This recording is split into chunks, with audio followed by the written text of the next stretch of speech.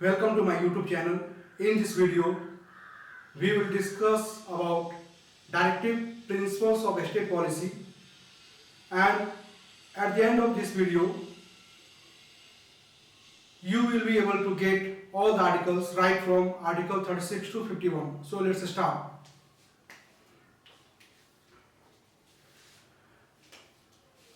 Directive principles of estate policy are enumerated in part 4 of Constitution from article 36 to 51. This directive principle of estate policy has been taken from the Ireland. Okay, and these principles, that is directive principle of estate policy, have got three principles, namely socialistics, Gandhian and liberal intellectual principles. So right now the question is that what does it mean? What does directive principle of estate policy means? It means directive or recommendations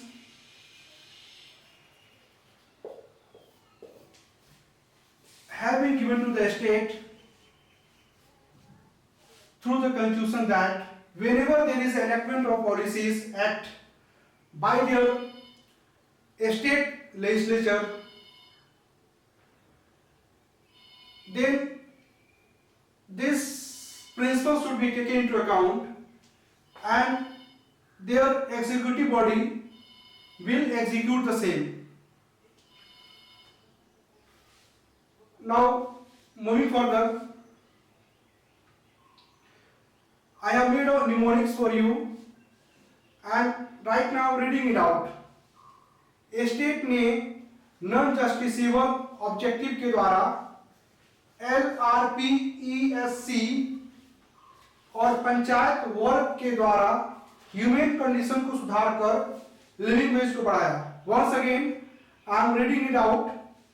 state ने non justiciable objective के द्वारा LRP long range patrolling, ESC electronic high court और पंचायत वर्ग के द्वारा human condition को सुधार कर लिविंग वेज को बढ़ाया.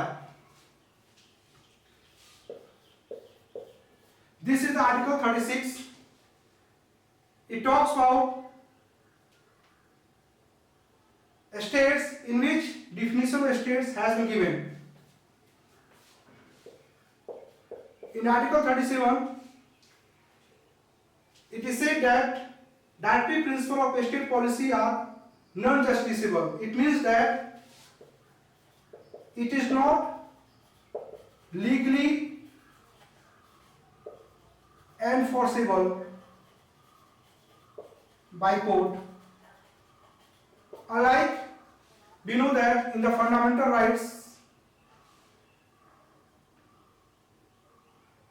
all the fundamental rights are legally enforceable by the court. Whenever there is a violations, then it is the court who enforce the rights. That is the fundamental rights. But in this case, it is not legally enforceable by courts. If is there any violation of these principles, these directives, so we cannot go to the court to say that these are the principles and it should be enforced to us, unlike the fundamental rights. So moving further, Article 38, it talks about the objective of directive principle of estate policy. Justice, social, economical and political. It means that Article 38 talks about the social justice, economical justice and political justice. Also it takes about to reduce inequalities in the society.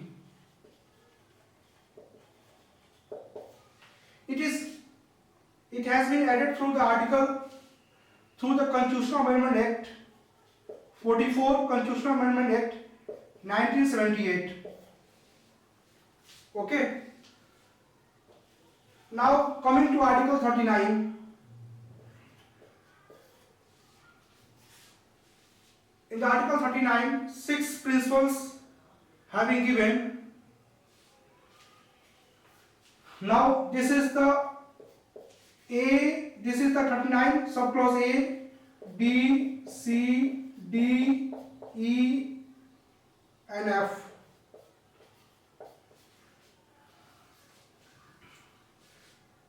Article 39 subclause A talks about livelihood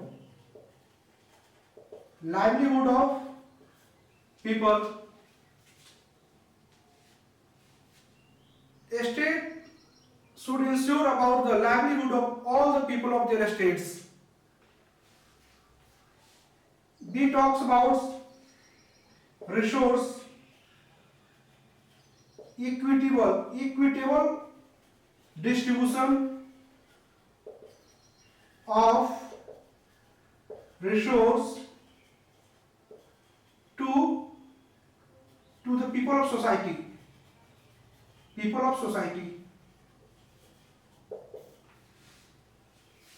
C talks about property.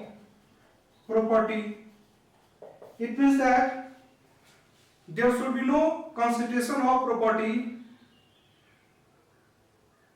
in the society, and it is the duty of the state to ensure that. Article E talks about the equal pay for equal work for men and women.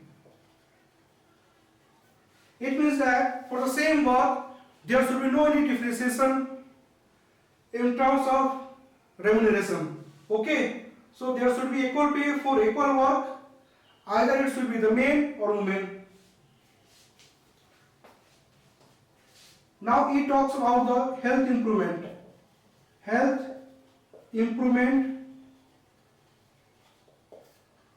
of society members. Now F talks about the child development.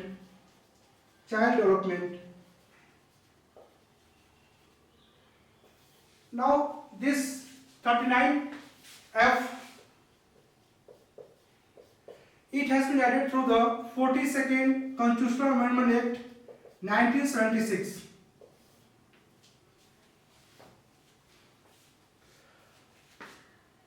I hope so far it is clear to you and you are following me. Now moving further.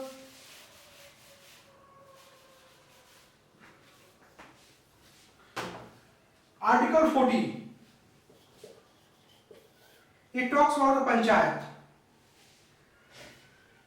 Through the 73rd Constitutional Amendment Act 1992, Panchayati Raj Act, Panchayati Raj Act was made through the 73rd Constitutional Amendment Act in 1982, through which 11th schedule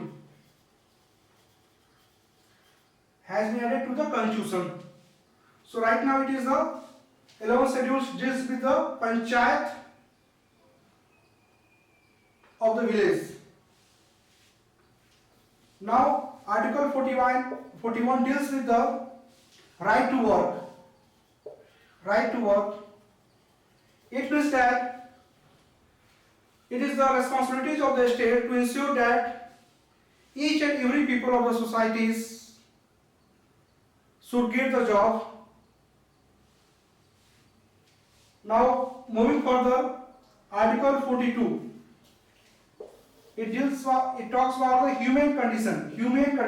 It means that the workers who are working in the industries, they should have such an environment that that is the user friendly, and also ambience should be the good. Now, moving further, Article 43.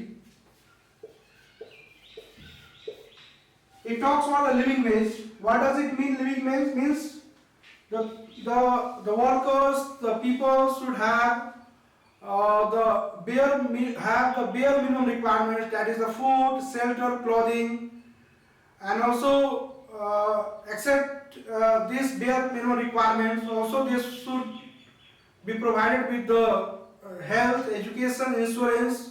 So it would be the responsibilities of the states to ensure these principles. Actually, what happened that when this directive principle of state policies, when the constitution was being framed, at that time the states didn't have as much resources as right now the state have. That's why it was left to the states that whenever there would be the resources, and then these principles would be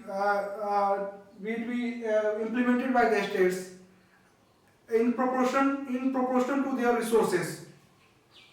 Okay, so far it is clear to you. Now moving further,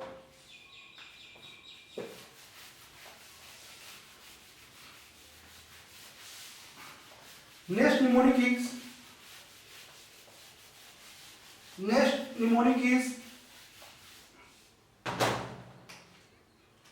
human uniform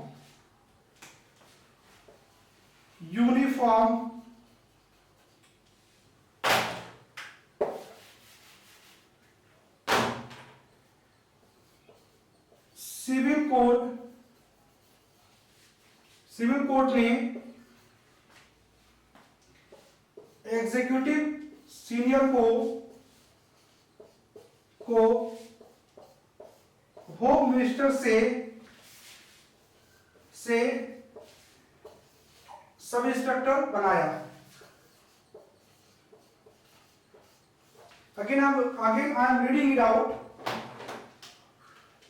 civil code ने executive senior को home minister से सब instructor बनाया. So this is the mnemonics.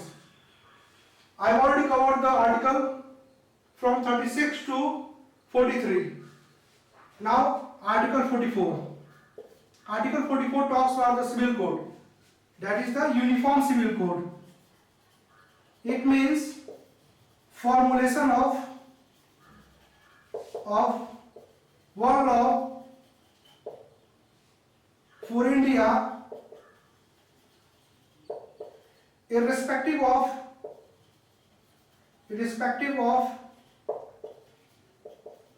their communities.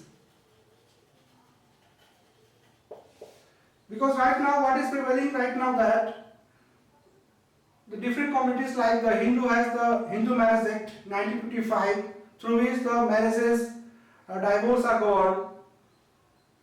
As regards Muslim, they have the All India Muslim Personal Law. So through which law it is marriage and divorce are governed. So that's why in the civil code through the article 44 it has been said that formulation of one law for India irrespective of their communities. Now talking about article 45. 45 is the education. It is the education, right to education. Okay, through the 86th Constitutional Amendment Act 2012, now it has become the fundamental rights for 6 to 14 years old children to provide with free and compulsory education.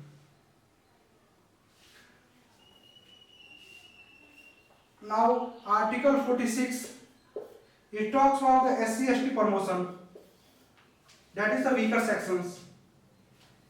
Article 47, it talks about the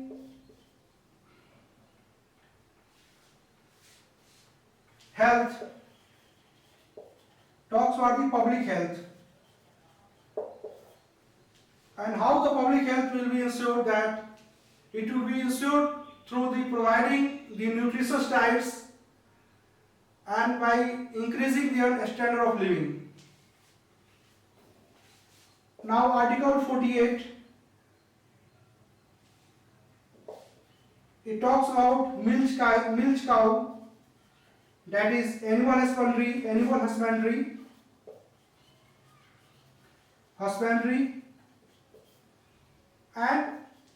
Article 49, that is the monument, protection of the monument. Okay. Also in the Article 48A, protection of environment is also said. Okay. It is the 48A. It is also added through the 42nd Constitutional Amendment Act 1976.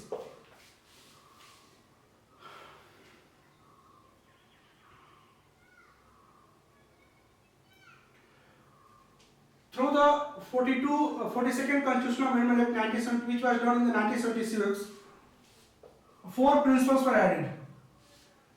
That is the 39F, then 39A, that is the free legal aid to poor people. Then 43A, that is participation of workers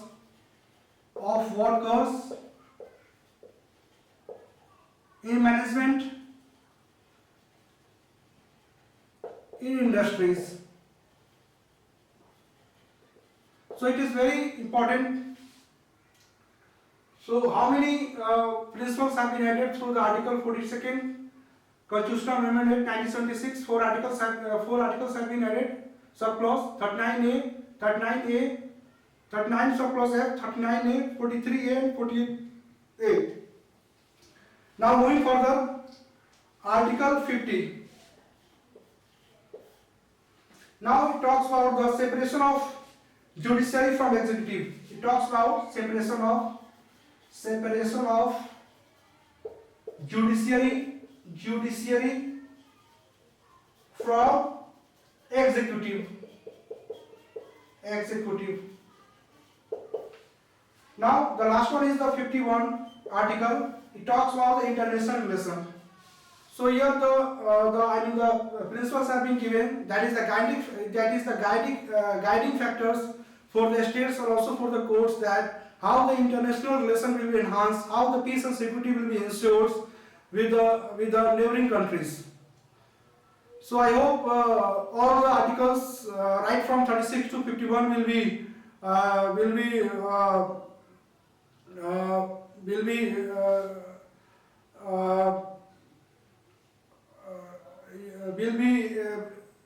clear to you. So thanks for watching this video.